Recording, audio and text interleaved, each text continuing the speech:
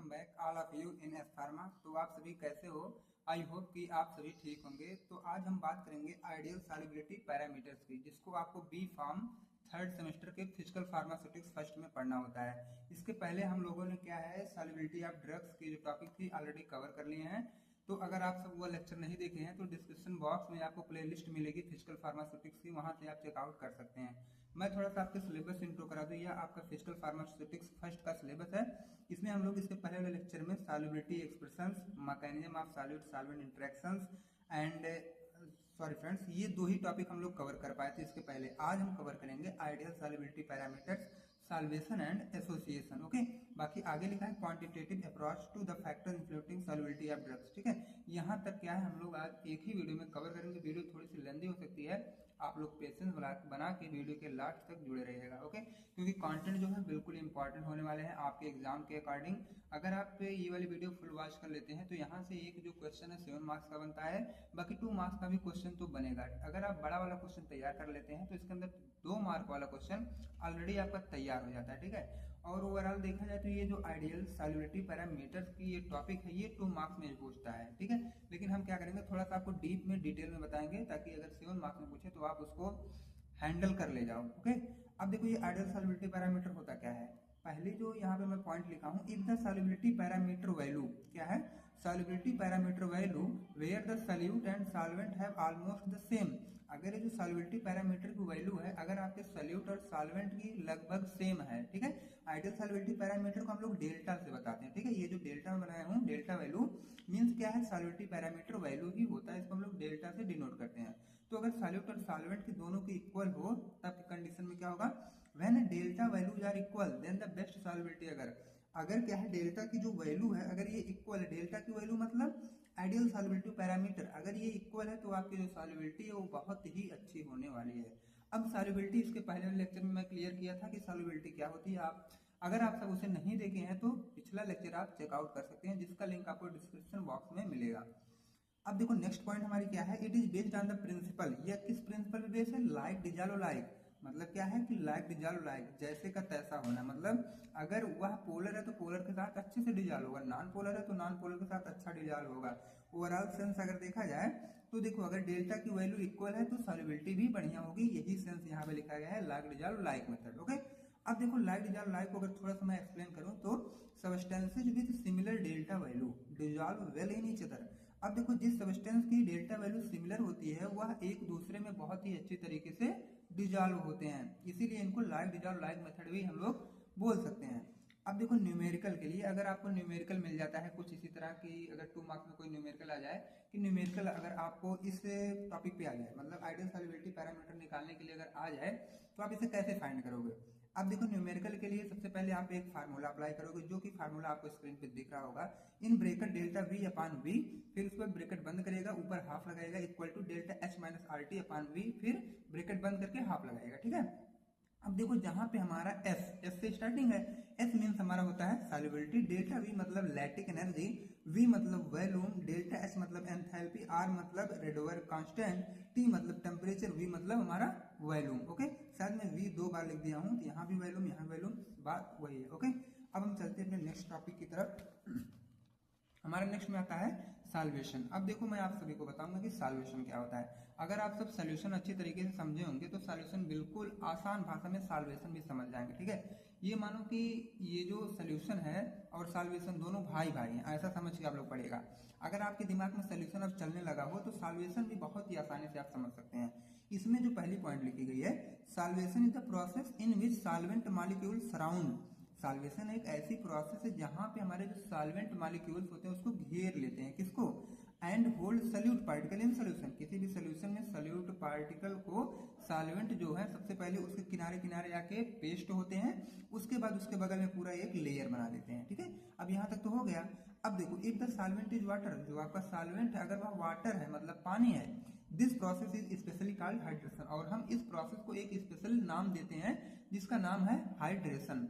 अब यहाँ पे एक आपको इमेज दिख रहा होगा, इमेज का सेंस हमारा यही है कि मैं आपको कुछ समझाने के लिए बनाया हूँ। यहाँ पे आप इस बीकर में आपको सॉल्वेंट दिख रहा है और एक ये स्पून बनाया हूँ, स्पून में आपको सल्यूट दिख रहा है। ठीक है, जब हम दोनों को ऐड किए एक बीकर में तो हमारा बन गया सोल्यूशन। ये ऑलरेडी आप लोग पढ़ते आ रहे हैं कि जब सॉल्वेंट और सॉल्यूट ऐड होता है तो हमारा सोल्यूशन बनता है। ओके, तो यहाँ पे देखो फाइनली हमारा सोल्यूशन बना है जिसमें हमारा सॉल्यूट और सॉल्वेंट का कॉम्प्लेक्स गया है, ठीक है। और इसी कंडीशन या प्रोसेस को हम लोग बोलते हैं सॉल्वेशन। बाकी नेक्स्ट टॉपिक हमारी आती है एसोसिएशन का। अब देखो अगर आपको सॉल्वेशन समझ में आया तो एसोसिएशन बिल्कुल आसान में आप समझ सकेंगे। एसोसिएशन में हमारा देखो क्या होता है, when ionic particle undergo into solvation process. अब देखो सॉल्वेशन जो हमारा था ये नॉर्मली था, अगर इसमें कोई आयनिक पार्टिकल आ जाता है तो वो पार्टिकल क्या है एसोसिएशन के प्रोसेस में आके वह डिसोसिएट हो जाता है। डिसोसिएट मतलब क्या होता है कि ब्रेक डाउन होता है। और आप सभी को पता है कि किसी भी पार्टिकल पे प्लस और माइनस दोनों का चार्ज होता है। ओके, तो जब वो प्लस और माइनस में धीरे धीरे वह डिसोसिएट होगा।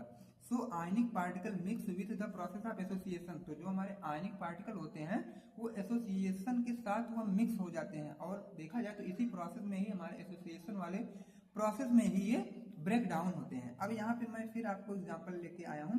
यहाँ देखो हमारे सॉल्यूट की एंट्री होती है और इसमें सॉल्वेंट और सॉल्यूट दोनों प्रेजेंट होते हैं। आपको दिख रहा होगा प्लस और माइनस।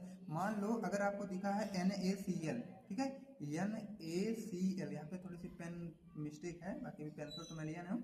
Na पे प्लस चार्ज, Cl पे माइनस चार्ज होता है ना, तो हमारा कोई पार्टिकल्स है जिसमें प्लस माइनस चार्ज होते हैं, दोनों जब ऐड होते हैं तो इस कंडीशन को हम लोग एसोसिएशन प्रोसेस बोलते हैं। आई होप कि आपका डाउट क्लियर हुआ होगा। अब हम चलते हैं अपने नेक्स्ट टॉपिक पे। नेक्स्ट टॉपिक है फैक्टर अफेक्टिंग, ठीक है। कौन कौन से फैक्टर उसे अफेक्ट कर सकते हैं। फैक्टर अफेक्टिंग सॉल्युबिलिटी में देखो जैसे ये फैक्टर तो बहुत आते हैं, ठीक है। जैसे मान लो नेचर है, ह्यूमिडिटी है, टेम्परेचर, ये सारे फैक्टर उसको अफेक्ट कर सकते हैं। बाकी आपके सिलेबस के अकॉर्डिंग देखो क्या है, सॉलिड इन लिक्विड में कौन सा अफेक्ट करेगा, उसके बाद solubility of liquid in liquid, ठीक है। और एक क्या है solubility of gas in liquid. ये क्या है सॉल्युबिलिटी को चेक करते हुए आपको फैक्टर इसके साथ में लिखने होते हैं। तो सबसे पहले क्या है फैक्टर अफेक्टिंग सॉल्युबिलिटी की हम बात करें तो ये होता क्या है, ठीक है। पहले टॉपिक का कोई भी टॉपिक पढ़ने से पहले उसका हम सेंस निकालते हैं कि ये होता क्या है। अब देखो those factor which affect our alter the solubility of solution. जैसे आप किसी भी सॉल्यूशन का सॉल्युबिलिटी चेक कर रहे हैं तो सॉल्युबिलिटी चेक करने में जो आपको बाधाएं आ रही हैं, मतलब जो फैक्टर आपको इफेक्ट कर रहे हैं, जैसे आप सॉल्युबिलिटी चेक कर रहे हैं और कोई आपको मना कर रहा है कि आप सॉल्युबिलिटी ना चेक करो, ठीक है, तो वो क्या है बाधाएं आपको सामने आ सकती हैं और वह बाधाएं को हम बोलते हैं फैक्टर, ठीक है।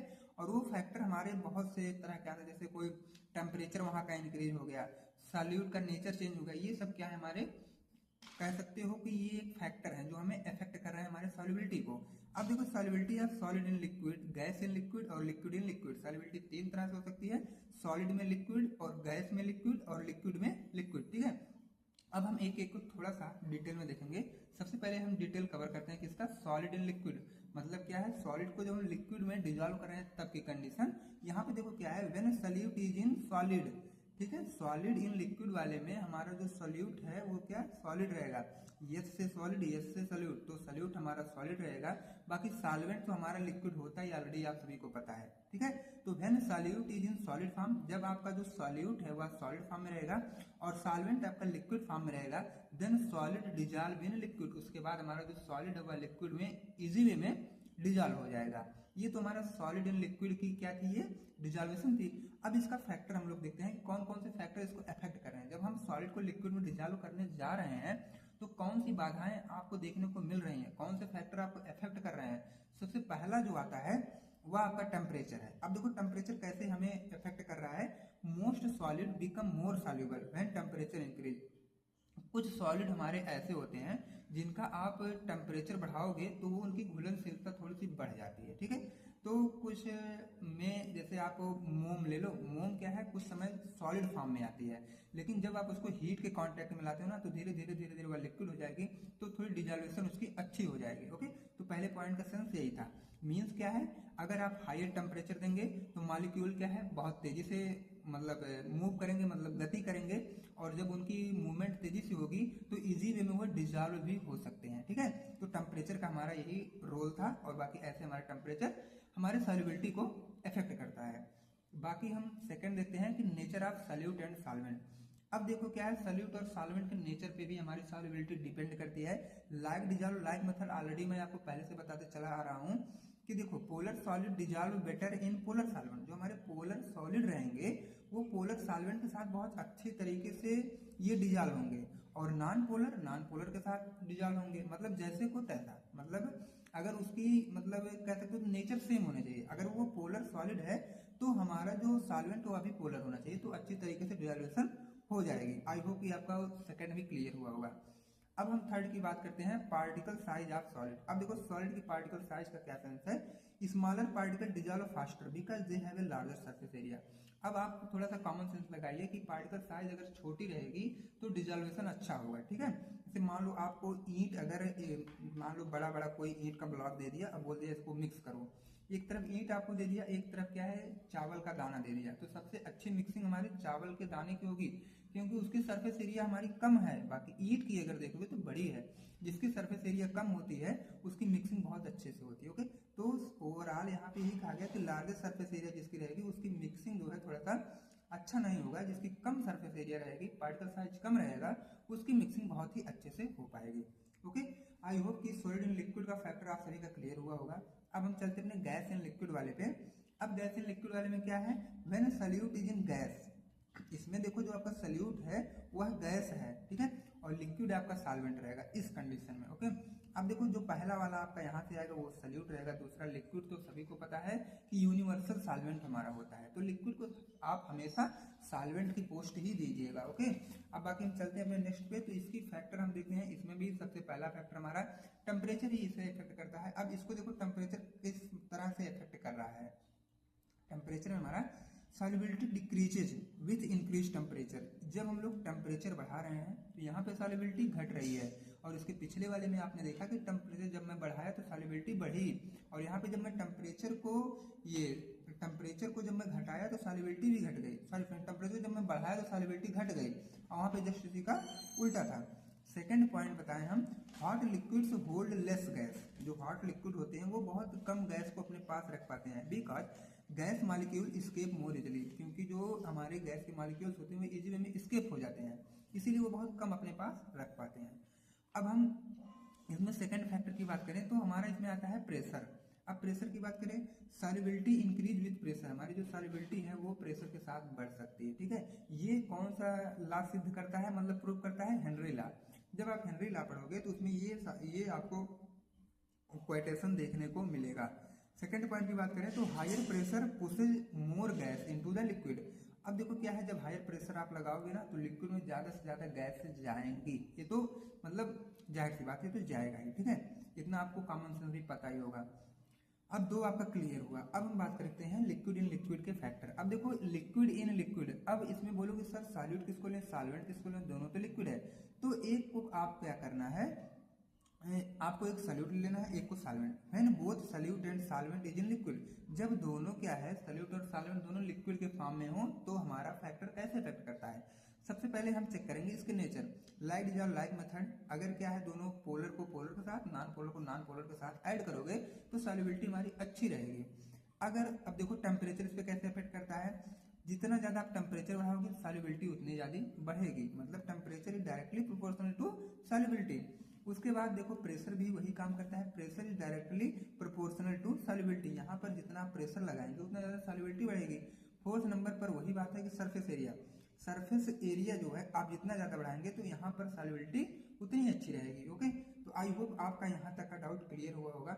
अब बाकी हम आपसे नेक्स्ट वाले लेक्चर में बात करेंगे। नेक्स्ट लेक्चर में हमारा चलेगा बाइनरी सॉल्यूशन, राउट लॉ, डाल्टन लॉ, ये सब हमारे चलेंगे, ठीक है। जल्दी मैं सिलेबस मतलब ये जो फर्स्ट यूनिट है जल्दी कवर करूंगा।